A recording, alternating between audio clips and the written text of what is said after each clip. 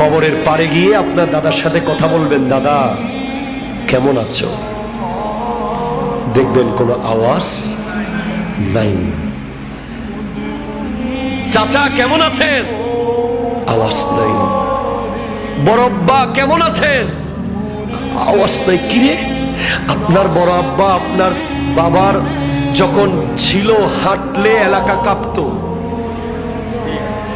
আজকে আওয়াজ নাই। ঠিক কিনা? বিজ্ঞানীরা বলছে 3 দিনের ভিতরে পোকা চলে আসে শরীরে।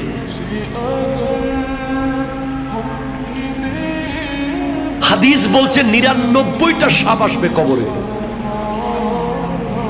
99 গুনাহ করার আগে ভাববেন, আপনার বেডরুমে একটা সাপ ঢুকলে আপনি আর সারা রাত ঘুমাইতে যতক্ষণ নিশ্চিত হন নাই সাপটা মেরে ফেলেছি অথবা বের করে দিয়েছি। আর বেডরুম তো ভাই 200 স্কয়ার ফিটের, 100 স্কয়ার ফিটের, এই দিক থেকে এদিকে দৌড়াদৌড়ি করে নিজেকে বাঁচানো যায়। কবর ছোট্ট, 99টা সাপ ঢুকলে ওখানে আর কোনো জায়গা থাকবে না। মুখ দিয়ে ঢুকে যাবে, পেট দিয়ে বের হবে,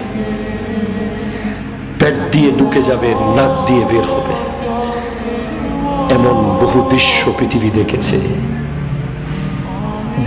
99টা লাগবে না, 2টা যথেষ্ট, একটা যথেষ্ট। একটা সাপ কবরে বসে আছে, কাকে ডাকবেন?